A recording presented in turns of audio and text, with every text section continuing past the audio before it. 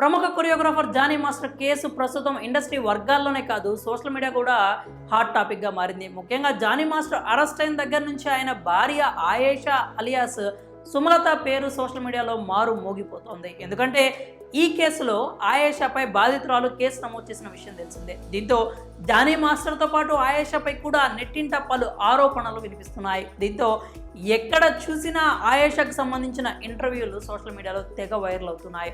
తాజాగా ఓ ఇంటర్వ్యూలో పాల్గొన్న ఆయేషా నా భర్త నన్ను వదిలేయాలని ఆ అమ్మాయి బెదిరించిందంటూ పలు షాకింగ్ కామెంట్స్ చేసింది. తాజాగా ఓ ఇంటర్వ్యూలో పాల్గొన్న జానీ మాస్టర్ భార్య వీటిపై స్పందించి సంచలన నిజాలు బయటపెట్టింది. ఇక ఆ ఇంటర్వ్యూలో సదరు జర్నలిస్ట్ ఆయేషాకు బాధిత యువతి మిమ్మల్ని కూడా బెదిరించిందని కథనాలు వినిపిస్తున్నాయి.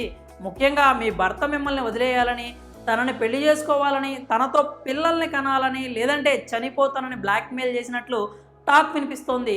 ఇందులో ఎంతవరకు నిజముందో చెప్పగలరా అంటూ ప్రశ్నించారు. ఈ ప్రశ్నకు స్పందించిన ఆయేషా మాట్లాడుతూ నా దగ్గర ఈ విషయాలన్నిటికీ పక్కా ఆధారాలు ఉన్నాయి. ముఖ్యంగా మాస్టర్ని ఇలా బ్లాక్మెయిల్ చేసిన విషయం ఆ అమ్మాయి తల్లికి కూడా తెలుసు. కానీ ఇలా చేస్తారు అని అనుకోలేదు. కనుక సమయం వచ్చినప్పుడు పక్కా ఆధారాలతో సహా అన్నీ బయట పెడతాను, అన్నీ రుజువు చేస్తాను అని ఆయేషా చెప్పుకొచ్చారు.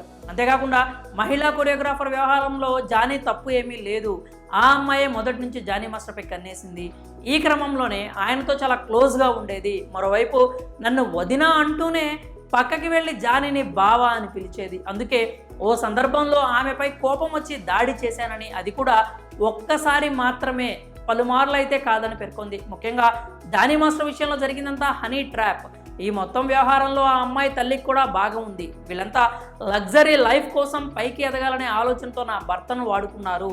తీరా ఏదో చిన్న సమస్య రావడంతో నా భర్తను దోషిగా నిలబెట్టారు. నిజంగా నా భర్త మంచితనమే ఈ రోజు ఆయనకు శాపంగా మారింది అంటూ ఆయేషా వివరించారు. మరి బాధిత యువతి జానీ మాస్టర్ను ఎమోషనల్గా బ్లాక్మెయిల్ చేసిందనే సమాచారంపై మీరేమనుకుంటున్నారా? మీ అభిప్రాయాలను కామెంట్స్ రూపంలో తెలియజేయండి.